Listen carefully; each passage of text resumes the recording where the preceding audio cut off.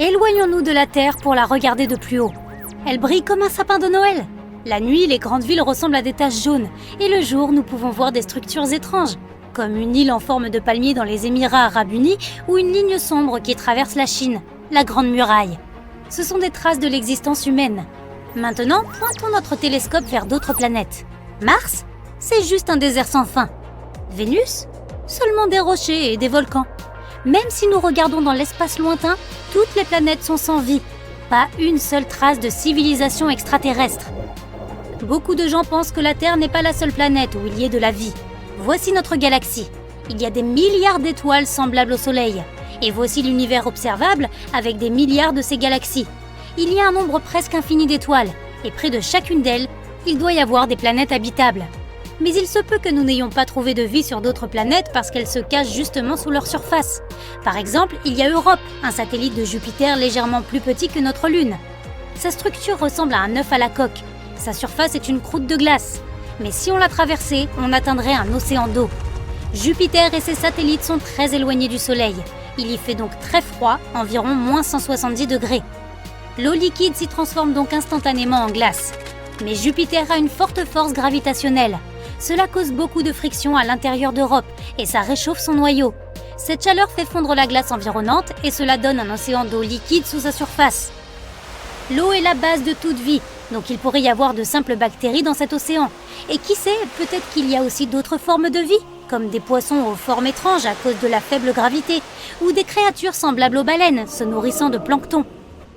En 2009, les scientifiques ont découvert une planète entièrement recouverte d'un océan, GJ 1214. Elle se trouve à environ 40 années-lumière de la Terre et environ 75% de sa masse est constituée d'eau. Pourtant, les températures sur cette planète sont si élevées que cette eau s'évapore. Mais il y a tellement de vapeur qu'elle semble aussi dense que l'eau elle-même. Rien ne pourrait sembler vivre dans de telles conditions. Mais les scientifiques ont récemment découvert au moins 24 planètes meilleures que la Terre et les ont qualifiées de super habitables. Elles orbitent autour d'étoiles lointaines, dans leur zone habitable. C'est la zone située à une distance parfaite d'une étoile pour accueillir la vie. Dans notre système solaire, Vénus, la Terre et Mars sont dans cette zone. Une planète super habitable doit être 10% plus grande que la Terre et avoir une gravité plus forte afin d'avoir une atmosphère plus dense. Une température de 8 degrés supérieure à celle de la Terre rendrait cette planète plus humide et favoriserait le développement d'une variété d'organismes. Ces planètes pourraient accueillir la vie, mais il est difficile de savoir si la vie y est déjà présente. Le principal marqueur qui confirmerait l'existence d'une civilisation avancée là-bas pourrait être les ondes radio.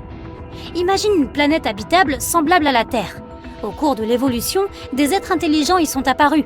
Ils sont plus grands que les humains à cause de la faible gravité et leurs yeux sont adaptés à la lumière d'une autre étoile, beaucoup plus brillante que le Soleil. Tôt ou tard, ces êtres devront utiliser des ondes radio pour communiquer entre eux. Nous pouvons penser à ces ondes comme à des sons puissants venant de haut-parleurs. Voici la Terre. Nous utilisons beaucoup les ondes radio et le bruit provenant de notre planète est assez grave. Si une planète voisine avait des radiotélescopes, de grandes antennes qui captent ces ondes, elle se rendrait compte que la vie s'épanouit ici. Il y a de nombreux radiotélescopes sur Terre qui sont pointés vers l'espace, dans l'attente d'un signal extraterrestre. Mais nous n'avons encore rien reçu. Cela ne veut pourtant pas dire qu'il n'y a pas une planète quelque part dans l'univers qui émette des ondes radio. C'est une question de distance. Faisons un bond de 200 années-lumière vers une autre étoile. Supposons qu'il y ait une planète X hébergeant la vie. La civilisation ici est assez avancée pour utiliser les ondes radio, donc ils émettent une première onde dans l'espace. Nos radiotélescopes ne pourront la capter que 200 ans plus tard. Cela fonctionne également dans l'autre sens. La communication radio n'existe sur Terre que depuis 1895. Notre signal radio n'atteindra donc pas la planète X avant 2095. C'est seulement à ce moment que les extraterrestres entendront notre voix. Mais ce bruit ne dure pas longtemps. Chaque année, notre technologie s'améliore et le bruit que nous faisons diminue. Nous utilisons la communication mobile, la télévision par câble et la fibre optique. Cela réduit le bruit émis par notre planète dans le spectre radio et nous deviendrons même bientôt invisibles pour les autres planètes. Et c'est pareil de l'autre côté. Les ondes radio ne sont donc qu'un petit bip à l'échelle cosmique. C'est pourquoi nous ne pouvons pas affirmer que le silence radio soit une preuve que la vie extraterrestre n'existe pas. Un télescope géant qui pourrait prendre une photo en direct d'une planète possiblement habitée changerait la donne. On zoomerait sur la photo et hop, on verrait des villes extraterrestres avec des immeubles et plein d'antennes. Mais nous ne pouvons pas encore voir si loin. Nous pouvons à peine prendre des photos de Mars et de ses satellites, et même leur qualité nous induit encore en erreur. Prenons par exemple Sidonia, qui ressemble à un visage humain sur Mars. On a pensé qu'une ancienne civilisation avait fait une sorte de sculpture. Des théories plus extravagantes parlaient même des restes d'un géant, et qu'il y avait même un corps entier sous le sable de Mars. Mais en fait, c'était juste une colline. Le vent a créé des creux à cet endroit, et avec l'ombre, nous les avons pris pour des yeux et une bouche humaine. Il y a aussi le monolithe sur le satellite de Mars, Phobos. On y a trouvé une roche lisse qui était presque aussi haute que la pyramide de Khéops. Cette découverte a donné lieu à de nombreuses théories sur la civilisation qui l'a construite. Mais il s'est avéré que ce n'était rien de plus qu'un rocher. Le nombre infini d'étoiles et de mondes qui les entourent garantit presque l'existence d'autres civilisations. Alors pourquoi ne viendraient-elles pas sur Terre ? Nous pensons que la vie dans l'univers se développe selon des scénarios similaires. L'émergence de formes de vie simples, suivie de l'évolution et de la naissance de civilisations technologiquement avancées. Mais comme sur Terre, des cataclysmes s'y produisent et provoquent des extinctions massives, comme les météorites. Il y a peut-être une civilisation prête à partir dans l'espace, mais qui fut détruite par une énorme météorite, comme celle qui a effacé les dinosaures de la surface de la Terre. La vie sur cette planète recommencerait donc un nouveau cycle à partir de zéro. En outre, plus la civilisation est avancée, plus le risque d'autodestruction est grand. Les scientifiques pourraient mener des expériences sur des machines, comme le grand collisionneur de Hadron, et y créer accidentellement un trou noir. Celui-ci se mettrait à avaler tout ce qui l'entoure et grossirait. Rapidement, toutes les villes super développées de cette civilisation disparaîtraient, ainsi que toute la planète. Une autre possibilité pour une civilisation super avancée serait de voyager par les trous de verre. Ce sont comme des tunnels situés dans l'espace-temps. Les extraterrestres pourraient voyager à travers sans jamais revenir en arrière. Mais il est aussi possible que la vie sur Terre soit unique, car notre planète s'est formée grâce à plusieurs coïncidences incroyables. La première est l'emplacement de notre système solaire dans la galaxie. Dans la Voie lactée, il y a un feu d'artifice constant de supernovas. Le rayonnement de ces explosions détruit tout ce qui l'entoure sur de grandes distances. Notre système solaire se trouve juste dans la zone de l'orbite galactique où nous sommes à l'abri de ces explosions. Un autre facteur est la Lune. Selon une théorie, il y a environ 4,5 milliards d'années, une météorite de la taille de Mars s'est écrasée sur la Terre. Un impact plus direct aurait simplement pulvérisé la Terre. Et si cette météorite n'avait fait qu'effleurer la Terre, les débris se seraient simplement envolés. Mais cette collision s'est produite précisément de manière à ce qu'une partie de la météorite reste dans l'orbite de la Terre, formant la Lune. Cette dernière a stabilisé la rotation de notre planète et a réchauffé son noyau par gravité. Et c'est là que notre planète a développé un champ magnétique qui nous protège des vents solaires. D'autres scientifiques pensent que la vie extraterrestre pourrait être différente d'un point de vue biochimique. Le carbone et l'eau sont les éléments de base de notre corps, mais le carbone pourrait être remplacé par du silicium ou du phosphore et l'eau par de l'ammoniac ou du méthane. Ces atomes pourraient former des molécules différentes et s'assembler en un organisme vivant. Une vie basée sur de tels éléments ne ressemblerait à rien de ce qui existe sur Terre. Il existe une chance pour que notre galaxie entière de la Voie lactée soit située dans un prétendu vide spatial. C'est une région où il y a relativement peu de matière par rapport à d'autres coins de l'univers connu. Elle est donc beaucoup moins dense qu'ailleurs. En d'autres termes, nous pourrions exister dans une sorte de bulle d'air dans un gâteau. Si tel était le cas, cela signifierait que nous sommes encore plus seuls que nous le pensions. Dans notre univers, toutes les galaxies s'éloignent constamment les unes des autres. Pour comprendre à quelle vitesse elles s'éloignent, les chercheurs ont recours à une chose appelée la constante de Hubble-Lemaître. C'est comme un compteur kilométrique, mais à l'échelle galactique. Toutefois, il existe un mystère cosmique surnommé la tension de Hubble. Cela remet en question ce que nous pensions savoir de l'expansion de l'univers.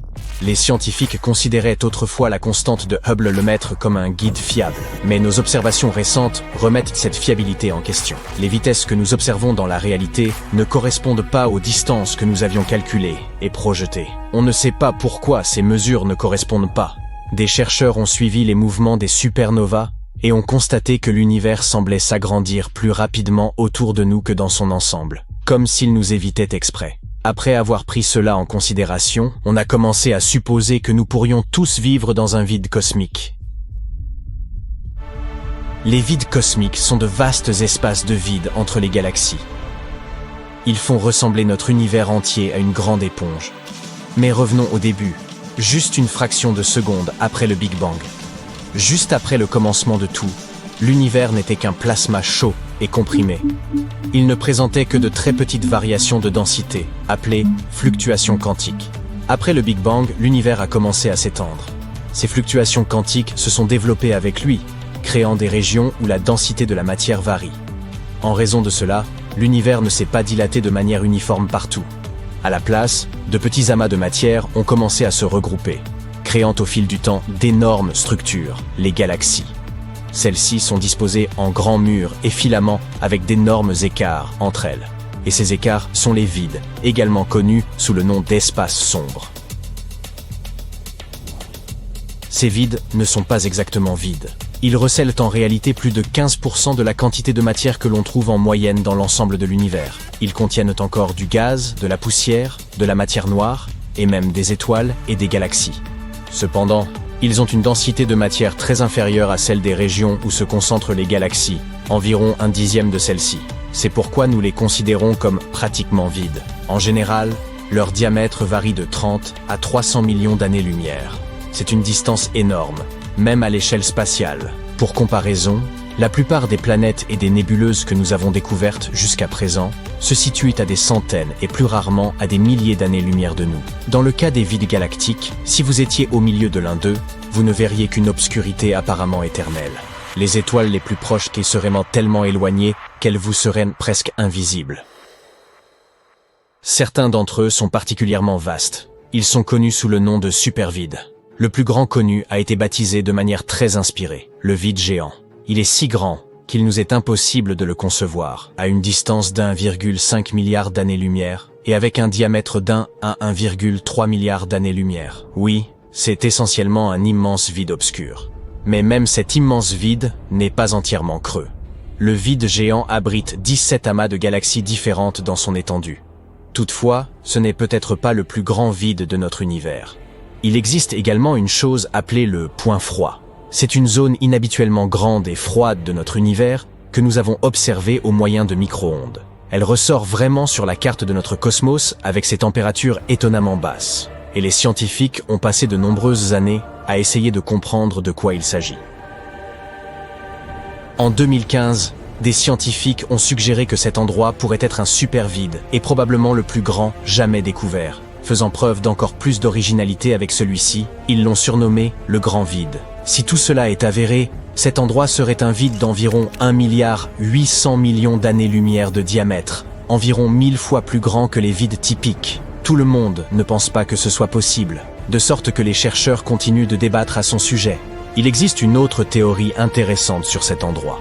Un chercheur a suggéré qu'il pourrait être une trace de notre collision avec un monde parallèle. C'est une hypothèse assez audacieuse, mais malheureusement, il n'existe actuellement aucun moyen pour nous de la confirmer ou de la réfuter avec nos technologies actuelles. En tout cas, à mesure que l'univers s'étend, ces vides grandiront et les parois reliant les amas galactiques s'étireront et se rompront. Finalement, les vides fusionneront, laissant ces amas de galaxies liés par la gravité comme des îlots dans un vide grandissant. En d'autres termes, tôt ou tard, le grand vide englobera tout dans notre univers. Eh bien, il s'avère que nous pourrions être une rare exception au sein d'un super-vide, qui ne représente que 15% de la matière totale. Ceci expliquerait pourquoi nous sommes entourés de relativement peu de galaxies. Cette découverte, si elle est avérée, remet en question le modèle standard de la cosmologie que nous avons créé sur la base des travaux d'Albert Einstein. Cela signifierait que la gravité en général se comporte différemment de ce à quoi nous nous attendions.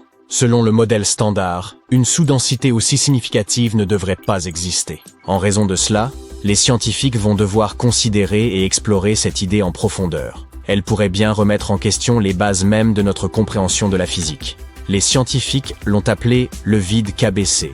Et cette découverte pourrait receler des indices capables d'expliquer le paradoxe de Fermi.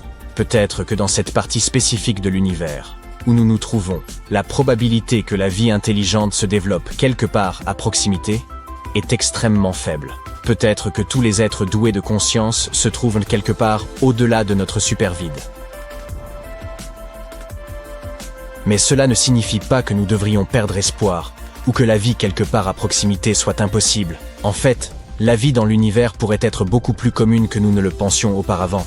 Nous savons que les planètes internes, comme Mercure et Vénus, sont inhospitalières en raison de leurs conditions extrêmes. Néanmoins, Vénus semble digne d'intérêt car, même si la toxicité de cette planète est insensée, les astronomes pensent qu'elle aurait pu ressembler beaucoup à la Terre dans le passé. Elle aurait même pu abriter la vie, hélas. Elle se trouvait trop proche du Soleil, et toutes ces bonnes conditions se sont évaporées avec le temps. Mais il existe une possibilité que la vie microbienne subsiste dans ces nuages de haute altitude. Mars, un désert froid, aurait également pu être un endroit plus accueillant dans le passé, avec des rivières et des lacs. Bien qu'il lui manque à présent une atmosphère protectrice, une vie ancienne aurait pu exister là-bas. Dans ce cas, elle aurait potentiellement laissé quelques fossiles, et des microbes souterrains pourraient toujours y survivre. Nous avons découvert certains indices de leur présence, mais nous débattons toujours pour savoir si ces traces étaient vraiment de nature organique ou non. Les géantes gazeuses, comme Jupiter et Saturne, et les géantes glacées ne sont pas idéales pour la vie, mais leur lune offre quelques espoirs. Europe possède un océan sous sa surface gelée, ce qui en fait une candidate potentielle. Encelade rejette même de l'eau dans l'espace, comportant des molécules complexes, qui laissent présager des possibilités intéressantes. Et Titan est tout à fait unique en son genre. Il présente des cours d'eau à sa surface, des rivières et des lacs d'hydrocarbures. Bien que ces températures glaciales ne soient aux guères propices à la vie, les chercheurs se demandent s'ils pourraient abriter une vie chimiquement différente. Pourtant, il nous faudra des décennies afin d'inspecter tous ces corps célestes et de les étudier correctement. Nous n'avons rien envoyé là-bas depuis l'époque de Voyager 2. Mais si nous avons de la chance, nous pourrions explorer l'ensemble de notre système solaire au cours du XXIe siècle.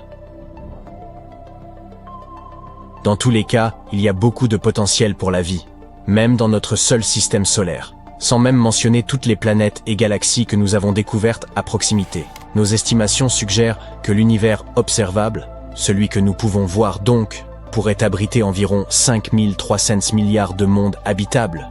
L'une des candidates les plus probables jusqu'à présent est Kepler 180 6F. C'est une planète potentiellement semblable à la Terre, seulement 10% plus grande que celle-ci. Elle orbite autour d'une naine rouge, qui est une étoile un peu plus sombre, plus froide, mais avec une plus grande longévité que notre Soleil. Et elle ne se trouve qu'à environ 490 années-lumière, ce qui peut sembler beaucoup, mais souvenez-vous des distances que nous avons évoquées avec les supervides.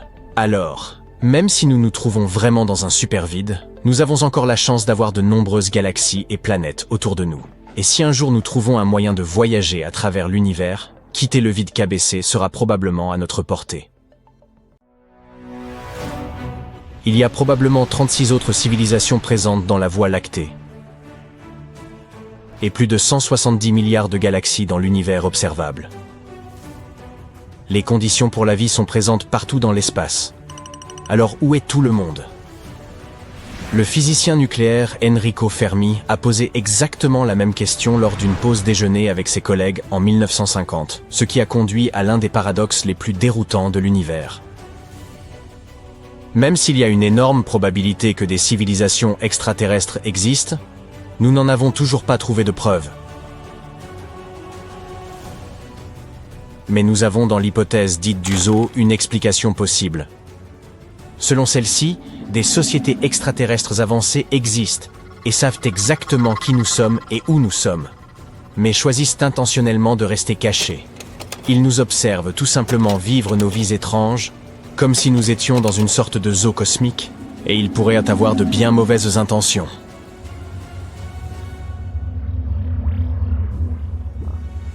Si vous êtes fan de Star Trek, vous devez vous souvenir de la règle principale pour les membres de la Fédération. Les officiers de Starfleet ne doivent pas entrer en contact avec les espèces peu avancées afin de ne pas perturber leur développement, même si cela signifie risquer leur propre vie. Il s'agit d'une fiction, mais cette règle nous dit bien ce qu'est l'hypothèse du zoo. Les êtres d'autres régions de l'univers nous voient comme dans un zoo cosmique, et c'est à sens unique. Ils peuvent nous regarder nous brosser les dents ou promener notre chien, mais nous ne pouvons pas du tout les voir. Selon cette théorie, les formes de vie non terrestres gardent délibérément leur distance avec nous, conformément à une politique de non-ingérence dans le vaste voisinage cosmique. C'est comme si tous ces êtres super intelligents avaient convenu que nous devions avoir la liberté de façonner notre propre avenir et notre propre destin, en suivant notre propre développement, sans contamination extérieure. L'idée, c'est que ces civilisations super avancées pourraient avoir environ 500 millions d'années d'avance sur nous, ce qui expliquerait pourquoi nous n'avons aucun signe d'elles. Et peut-être que c'est mieux ainsi, car les humains pourraient facilement être détruits ou être même assimilés par une telle puissance cosmique, un peu comme dans Independence Day. Aussi intéressant que soit pour nous la visite des musées d'art, les extraterrestres ont sans doute mieux à faire que de nous regarder fixer la Joconde pendant des heures. Nos spectateurs interplanétaires se pressent probablement davantage au guichet des nouvelles technologies afin de jeter un œil sur nos satellites ultramodernes. Selon la théorie du zoo, ils n'entreront pas en contact avec nous tant que nous n'aurons pas atteint un certain niveau. Améliorer notre technologie et notre sagesse pourrait donc être le seul moyen de leur montrer que nous sommes mûrs et que nous n'avons plus besoin de leur tutelle spatiale. Or, il est difficile d'adhérer à l'hypothèse du zoo pour plusieurs raisons. Oui, les extraterrestres pourraient garder leur distance parce que nous ne sommes pas assez avancés. Mais il n'est pas facile d'expliquer pourquoi ils continuent d'ignorer toutes nos tentatives de communication.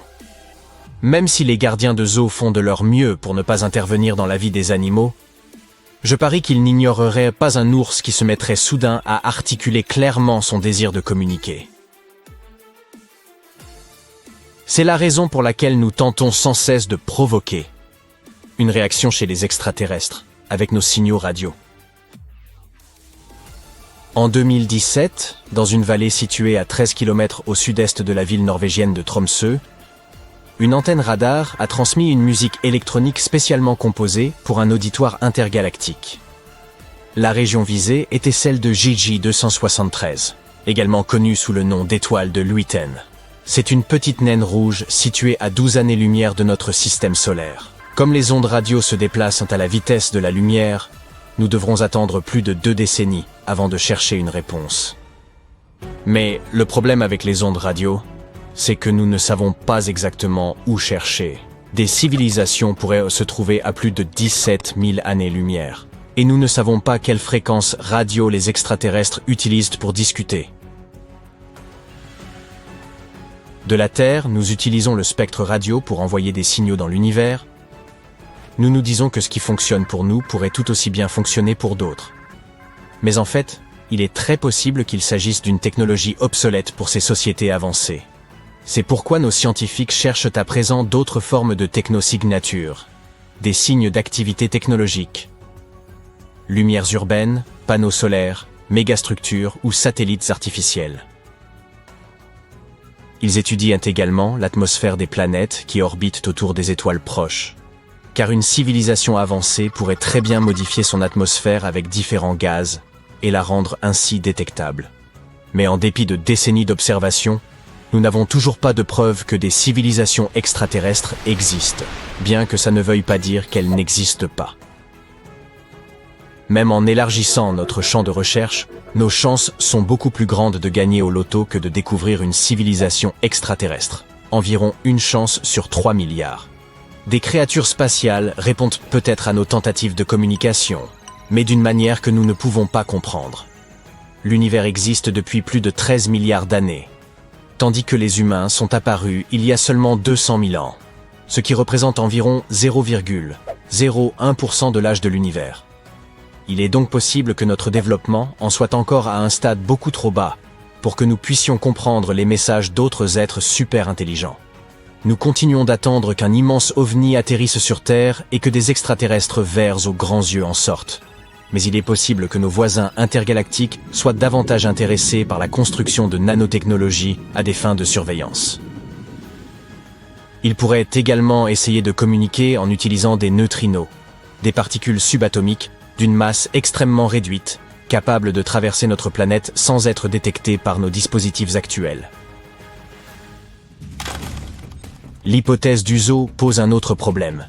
Il est assez difficile de croire que toutes ces civilisations dispersées dans l'univers décident d'un commun accord de ne pas entrer en contact avec les humains.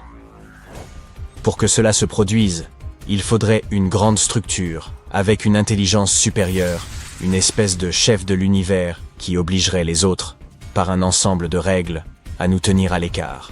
Mais il existe des milliards de possibilités que la vie existe, n'est-ce pas? Plus il y a de civilisations, plus il y a alors de chances qu'une de celles-ci enfreigne la règle de non-ingérence. Ainsi, il est tout à fait probable qu'au moins une planète indépendante soit aussi désireuse de trouver de la vie dans l'univers que nous le sommes. Selon certains scientifiques, si une société avancée avait déjà colonisé la Terre et de nombreuses autres planètes, nous serions au courant. Il existe deux autres versions encore plus effrayantes de l'hypothèse du zoo. Dans l'hypothèse du laboratoire, personne ne nous contacte, car l'humanité est en fait soumise à des expériences. Et la Terre est essentiellement un immense laboratoire scientifique. Des créatures d'autres mondes analysent les réponses humaines à divers défis de survie, tels que les tsunamis et les tremblements de terre.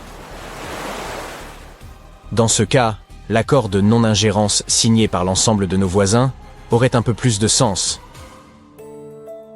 car il existerait au nom de la recherche et du bien commun, leur bien commun, bien sûr. L'hypothèse du planétarium, avancée en 2001, suggère que nous vivons dans un univers artificiel, dans une sorte de réalité virtuelle conçue pour nous donner l'illusion que l'univers est désert, alors qu'il ne l'est pas. Mais aucun générateur existant n'est capable de tester cette hypothèse. En plus des théories du zoo, du laboratoire et du planétarium, il existe une autre explication possible au paradoxe de Fermi. Personne ne nous contacte parce que les humains sont complètement seuls dans l'univers. Ceci est connu sous le nom de l'hypothèse de la Terre rare. Notre situation serait selon elle absolument unique. Aucune autre planète ne serait capable de développer des formes de vie au-delà de la simple bactérie. Nous pouvons donc nous considérer comme assez chanceux, car le moindre changement dans l'un des paramètres de la Terre, comme sa distance par rapport au Soleil ou sa vitesse de rotation, pourrait entraîner des conditions trop extrêmes pour la vie en général. Mais il est tout de même difficile de se dire que nous sommes seuls dans ce vaste univers. Nous en revenons donc au paradoxe. Où est tout le monde ? Des milliers d'étranges vaisseaux spatiaux pénètrent dans l'espace aérien de la Terre. Ils descendent sur notre planète et traversent les villes, plongeant le monde dans un chaos total. Soudain, la porte du plus grand vaisseau s'ouvre et une étrange créature en sort. Elle essaie d'imiter notre langue et dit qu'ils viennent d'une étoile lointaine, Proxima Centauri. Une telle chose pourrait se produire car des scientifiques ont récemment capté un étrange signal radio en provenance de cette étoile. Proxima Centauri est l'étoile la plus proche de notre système solaire. Elle se trouve à seulement 4,2 années-lumière. Cela signifie qu'un rayon de lumière qui part de cette étoile atteint la Terre en 4,2 ans. Cela correspond aussi à 270 000 fois la distance entre la Terre et le Soleil. L'étoile Proxima Centauri elle-même est trop pâle pour que nous puissions la voir à l'œil nu dans le ciel nocturne. Mais son système cache un petit secret. Envolons-nous vers elle et regardons tout ça de plus près. Voici donc cette naine rouge. Elle est 7 fois plus petite que notre Soleil et 8 fois plus légère. Proxima Centauri est 1,5 fois plus grande que Jupiter et presque 150 fois plus lourde. Mais ce que nous cherchons est un peu plus loin. C'est Proxima Centauri b, une planète semblable à la Terre. Elle n'est que 10% plus grande que la Terre et se trouve dans la zone habitable de l'étoile. C'est la distance parfaite, ni trop loin, ni trop près. La température n'y est donc ni trop élevée, ni trop basse. L'eau, si elle existe sur cette planète, peut être à l'état liquide. Et il se peut donc que la vie y soit apparue et y ait évolué. Elle est peut-être même assez développée pour nous avoir envoyé le signal que nous avons reçu. Un signal radio, ce sont essentiellement des ondes. Elles ont une certaine fréquence et une certaine longueur. Et on peut toujours distinguer un signal artificiel d'un signal généré naturellement. Le signal que nous avons capté de Proxima Centauri b avait une fréquence de 982 MHz. La radio ordinaire que nous écoutons dans notre cuisine ou dans notre voiture capte des signaux d'environ 100 MHz. C'est pourquoi les scientifiques ont conclu que ce signal avait été créé artificiellement. De tels signaux pourraient être un moyen de communication entre les mondes développés. Et s'il s'agit vraiment d'un message d'une civilisation extraterrestre, nous devrions être capables de le décoder. Pour cela, toute civilisation doit utiliser la méthode de cryptage la plus simple. Par exemple, la Terre a déjà envoyé un signal radio dans l'espace. Il s'agissait du message d'Arecibo.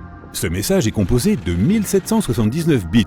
C'est un rectangle de 23 carrés sur 73 qui contient des informations sur notre civilisation chiffrées à l'aide d'un code binaire.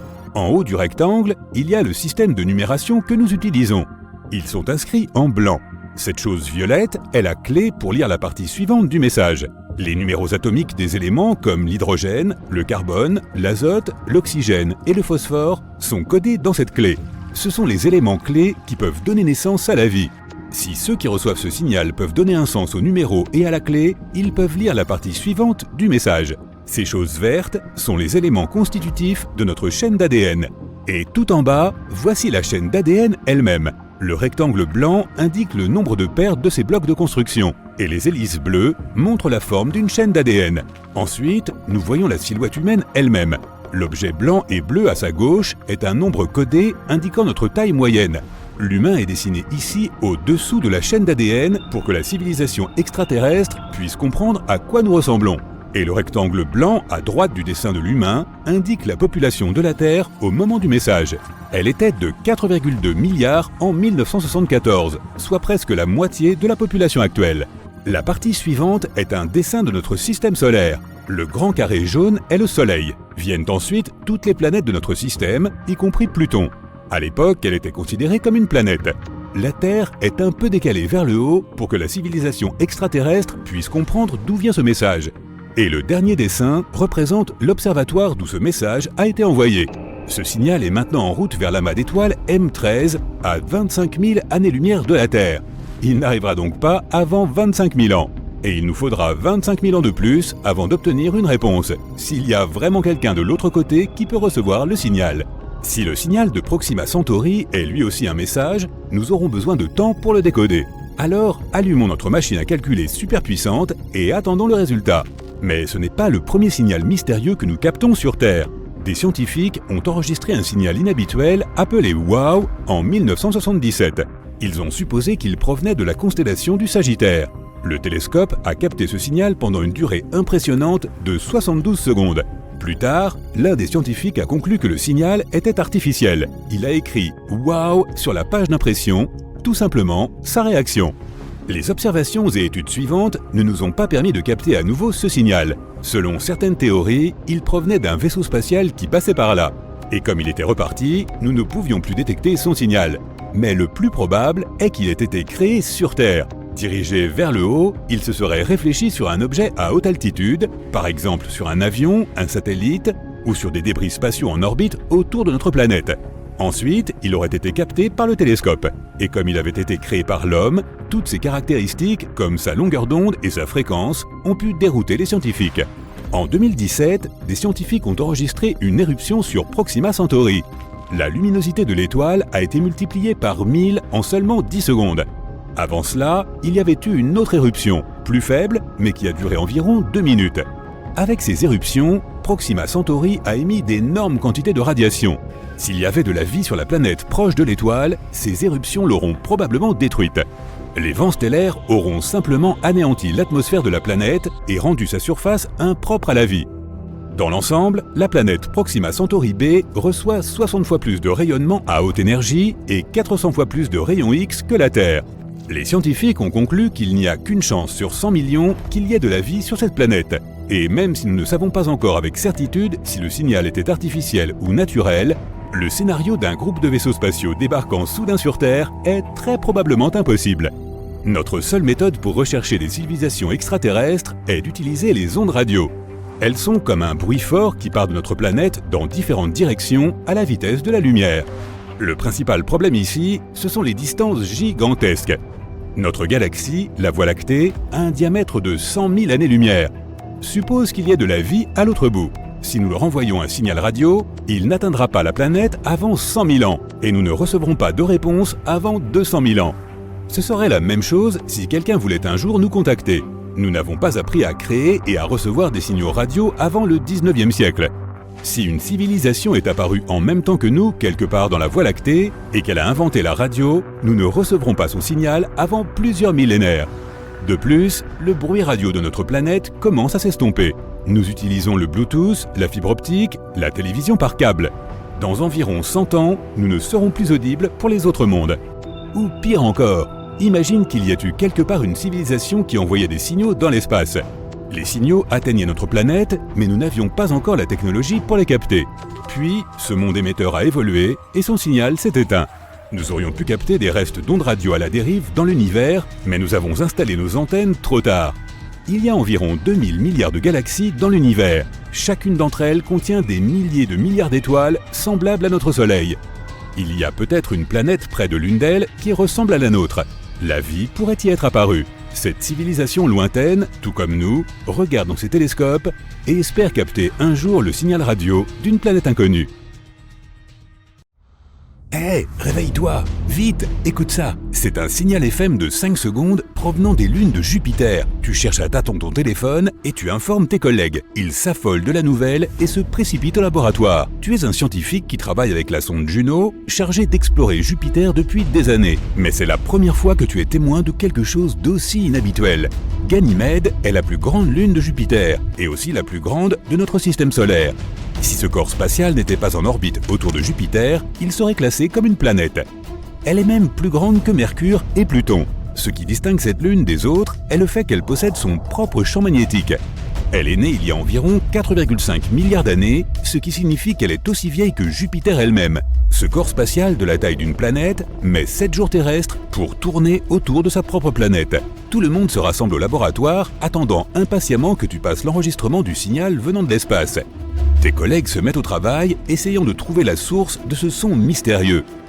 Environ 40% de la surface de Ganymède est sombre, avec des cratères éparpillés un peu partout, et 60% est de couleur claire. On y trouve des formations qui ont probablement été causées par une activité tectonique ou par la libération d'eau sous la surface. Les scientifiques ont réussi à découvrir une fine couche d'oxygène piégée dans l'atmosphère de cette lune. Les températures y sont extrêmement basses, entre moins 110 degrés et moins 130 degrés. On n'a pas beaucoup d'informations sur le comportement de la Lune ou sur les éléments chimiques qu'elle recèle. Certains de tes collègues essaient de recréer les mêmes conditions que celles qui existaient lorsque le son a été transmis. Pendant des heures, ils restent assis à attendre, mais rien. C'était peut-être un coup de chance. Tu arrives au poste de contrôle et tu actives la sonde spatiale Juno. Les objectifs principaux de cette mission sont d'observer la gravité de Jupiter, les champs magnétiques, l'atmosphère et l'évolution de la planète. D'ailleurs, nous avons aussi des preuves que la plus grande lune de Jupiter évolue. Comme elle est entourée d'un champ magnétique, des aurores boréales y apparaissent en permanence. Ce sont des gaz incandescents qui encerclent les pôles nord et sud de la Lune. Si la vie existait dans un tel endroit, elle se développerait probablement au fond de l'océan très salé de Ganymède. Pendant longtemps, les scientifiques ont pensé que le Soleil était un élément crucial pour créer la vie. Mais aujourd'hui, nous savons que certains organismes vivent au fond des océans. Ceux-ci se débrouillent très bien sans lumière du Soleil. Les océans de notre planète regorgent de créatures parmi les plus bizarres, de toutes formes et de toutes tailles. Les lys de mer vivent à quelques 3000 mètres sous l'eau. Ils ont reçu ce nom parce qu'ils ressemblent à des fleurs. Sauf que ce ne sont pas des plantes, mais des animaux. Ne te laisse pas tromper par leurs tiges et leurs feuilles. Ce sont des parties de leur corps équipées de terminaisons nerveuses afin de détecter la nourriture autour d'eux.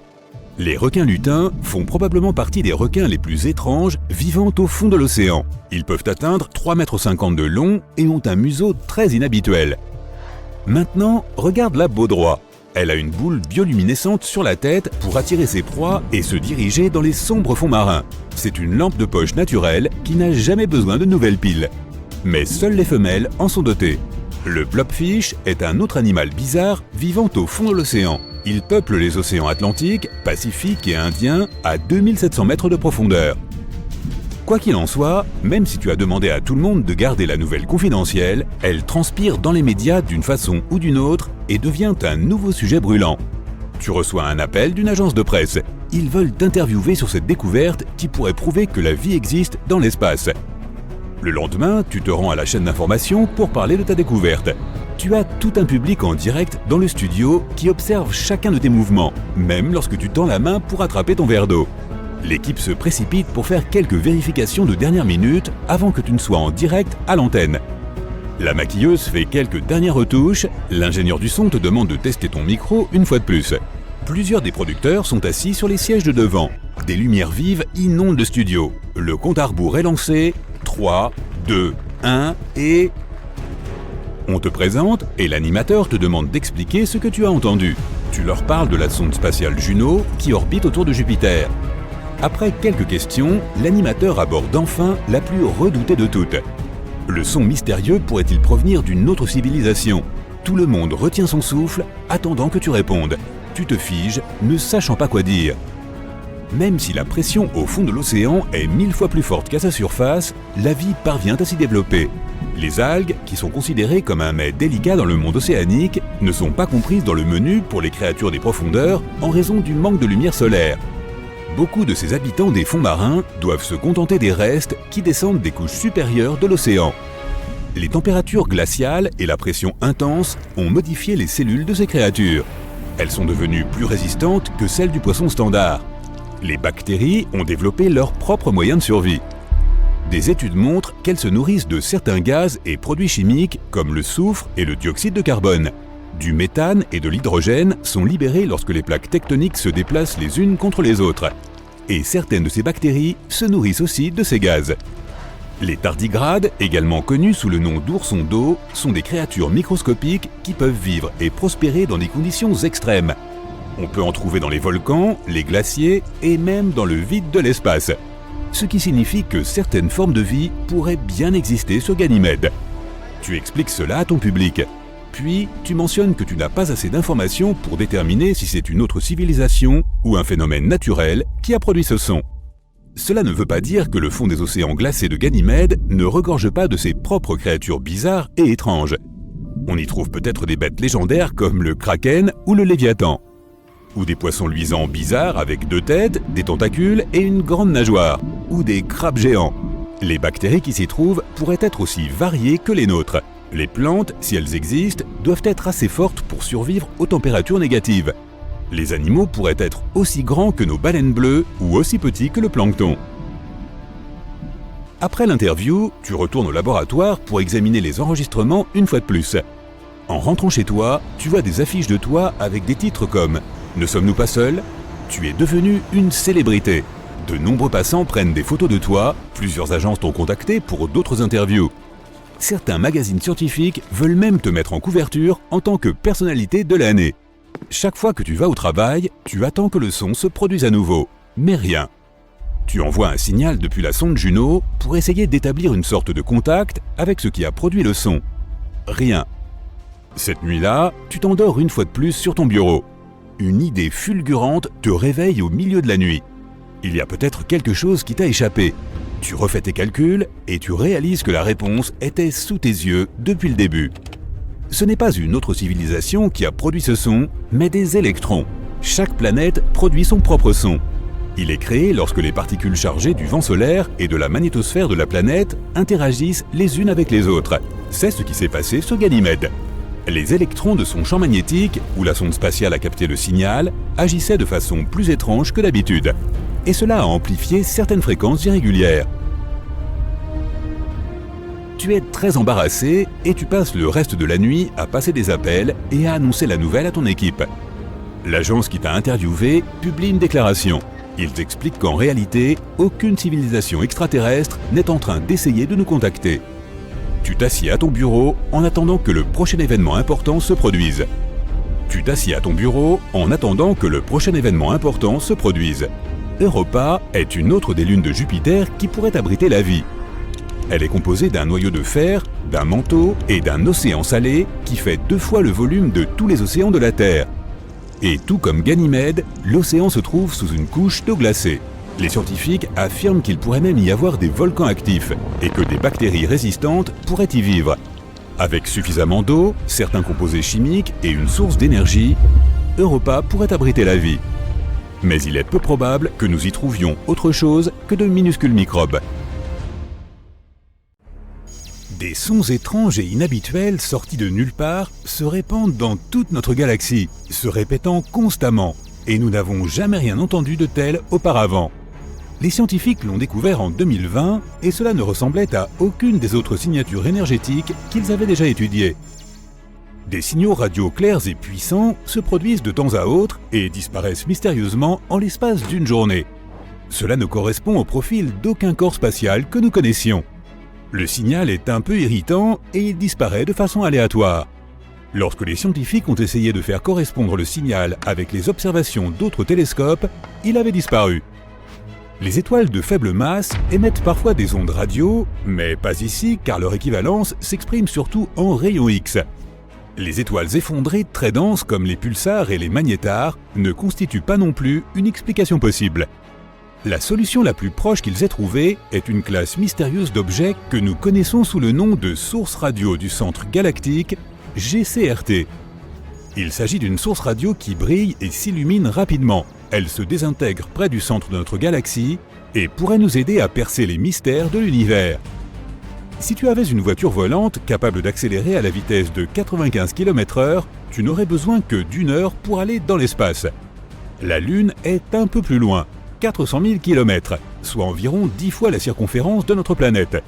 Cela signifie qu'un voyage sur la Lune reviendrait à faire le tour du globe 10 fois de suite, ce qui prendrait moins de 6 mois. Un voyage vers Pluton prendrait plus de 800 ans. Proxima b est la voisine semblable à la Terre la plus proche que nous ayons. C'est un petit monde rocheux qui tourne autour de l'étoile voisine la plus proche de notre Soleil. Elle tourne autour de la zone habitable de son astre, une zone suffisamment éloignée de toute autre étoile pour que les conditions y soient modérées. Ni trop froide, ni trop chaude, et pour que l'eau liquide puisse exister, du moins hypothétiquement. Si tu essayais de te rendre sur Proxima b à une vitesse de 40 200 km/h, ce qui est la vitesse des fusées lunaires Apollo, il te faudrait plus de 112 000 ans pour y arriver, et tu ne pourras peut-être pas respirer là-bas. Personne ne sait si Proxima b possède une atmosphère. Les humains explorent l'univers en permanence, mais nous ne pouvons voir qu'environ 5% de la matière qui s'y trouve, et Albert Einstein a été le premier à réaliser que l'espace vide n'est pas vraiment vide. Tout ce que nous ne pouvons pas voir est en fait composé de matière invisible, aussi appelée matière noire, combinée à une chose appelée énergie noire. Si tu essayais de verser de l'eau dans l'espace, en dehors d'un vaisseau spatial bien sûr, elle se mettrait immédiatement à bouillir ou à s'évaporer. C'est parce qu'il n'y a pas d'air ni de pression atmosphérique dans l'espace. Lorsque la pression de l'air diminue, la température à laquelle tu dois normalement faire bouillir l'eau diminue également. Cela signifie que l'eau bout beaucoup plus vite au sommet d'une montagne qu'au niveau de la mer par exemple. Il n'y a pas de pression atmosphérique dans l'espace. L'eau pourrait donc bouillir à une température très basse. Les scientifiques pensent qu'il y a au moins 2 milliards de galaxies dans l'espace. Nous ne connaissons pas le nombre réel et nous ne le connaîtrons probablement jamais, mais ils ont essayé de le calculer par extrapolation en comptant le nombre de galaxies que nous pouvons voir dans une zone assez petite et restreinte du ciel. On pourrait croire que l'univers est parsemé d'étoiles et de quelques planètes ici et là, mais notre galaxie natale compte au moins 100 milliards de planètes. Si tu remplis un ballon d'hélium et que tu le lâches, tu remarqueras qu'il volera très haut. Il montera dans l'atmosphère, mais n'ira pas dans l'espace. Plus il monte, plus l'air de notre atmosphère se raréfie. Ton ballon s'élèvera jusqu'au point où l'atmosphère qui l'entoure a le même poids que l'hélium qu'il contient.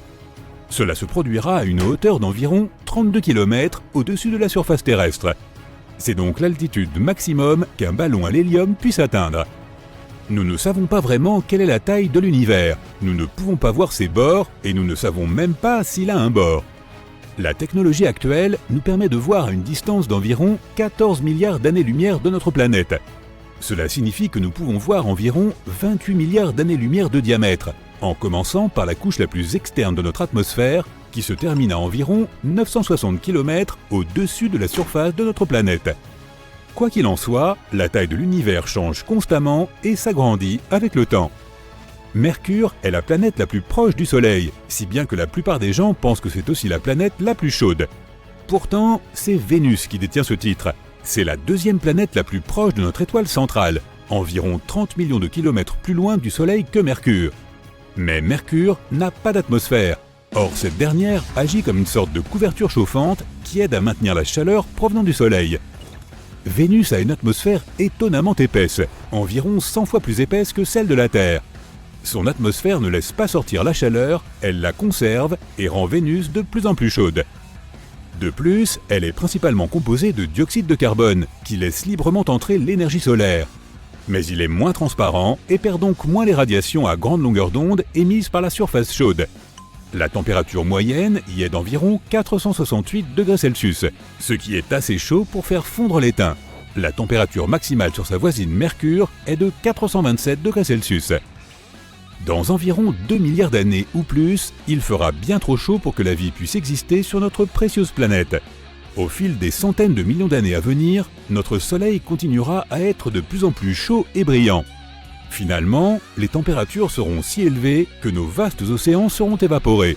Comme ils produisent 70% de l'oxygène dont nous avons besoin pour survivre, il n'y aura pas de vie sans eux. Tout cela signifie que notre planète deviendra tout simplement un vaste désert, un peu comme les Mars aujourd'hui. Pluton, anciennement considéré comme une planète très éloignée, est aujourd'hui requalifié de planète naine à un plus petit diamètre que la largeur des États-Unis. La plus grande distance du Maine à la Californie du Nord est d'environ 4700 km, alors que le diamètre de Pluton n'est que de 2371 km.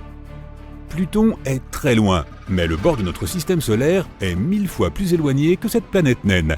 Et les astronomes ont trouvé de nombreux objets spatiaux en orbite autour de notre Soleil, bien plus loin que Pluton, tels que les objets de la ceinture de Kuiper et les objets transneptuniens. Il y a aussi le nuage de comète d'Oort qui se trouve à une demi-année-lumière de Pluton, également 1000 fois plus loin. Une étoile à neutrons est vraiment très lourde. Une cuillère à café remplie du matériau de cette étoile pèserait 6 milliards de tonnes.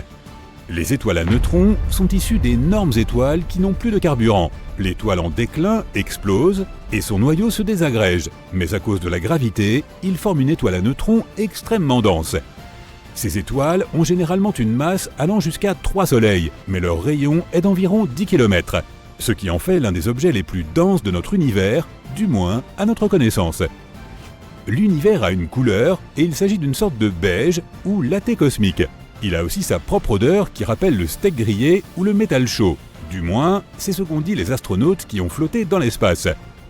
Si tu veux construire une combinaison spatiale, prépare-toi à travailler très dur.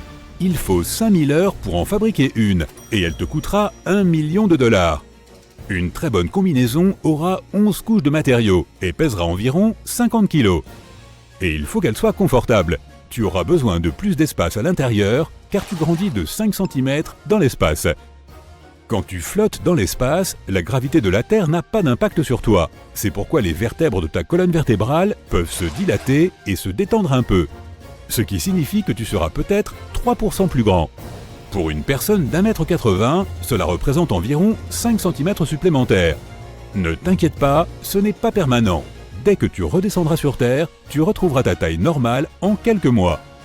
L'espace n'est pas la meilleure option si tu veux avoir une conversation avec ton ami, car là-haut, le son ne se déplace pas du tout. Les molécules y sont si éloignées les unes des autres que les vibrations sonores ne peuvent pas les atteindre.